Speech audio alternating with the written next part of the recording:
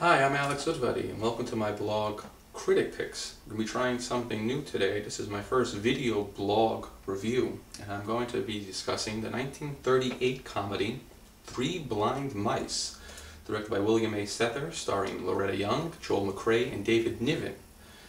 This film is a remake of a 1932 movie called The Greeks Had a Word for Them. It starred Joan Blondell, and was an adaptation of a stage play of the same title. In Three Blind Mice, we follow three sisters, Pamela, played by Loretta Young, Elizabeth, played by Pauline Moore, and Maura, played by Marjorie Weaver.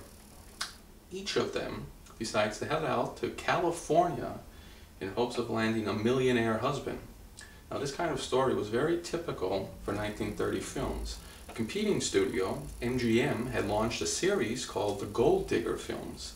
And these ran from 1933 to 1937, and they usually centered around a chorus girl marrying a sugar daddy. And there was a 1932 movie directed by Ernst Lubitsch called Trouble in Paradise, which is my personal favorite of his films. Now, Three Blind Mice is not better than Trouble in Paradise, and it's not better than The Gold Digger of 1933. Still, it's a fine example of this particular brand of comedy.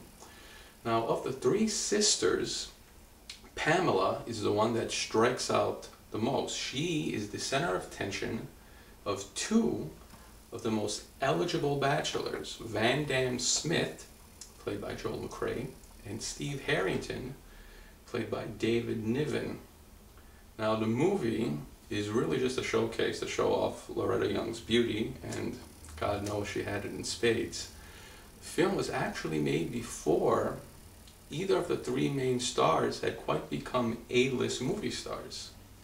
In the case of Loretta Young, some of her best films were still ahead of her, such as a 1946 movie directed by Orson Welles called The Stranger.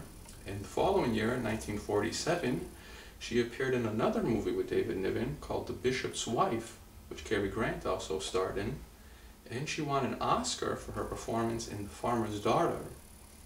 In the case of Joel McCrea, some of his best work was still ahead of him, such as the 1941 Preston Sturges comedy, Sullivan's Travels, and the George Stevens comedy from 1943, The More the Merrier.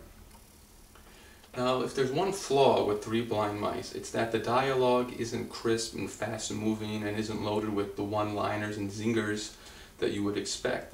This movie needed a Preston Sturges or a Billy Wilder to add that element to it. Still, it's harmless, fun, light diversion, the kind of typical Hollywood entertainment that was coming out at that time. The film was actually the inspiration for two remakes. One followed fairly shortly afterwards in 1941 and starred Betty Grable and Don Amici. It's called Moon Over Miami, and there was another remake made in 1953, also with Betty Grable and Marilyn Monroe and Lauren Bacall, called How to Marry a Millionaire. Now, there's also the question of the title, Three Blind Mice. Who exactly are the three blind mice?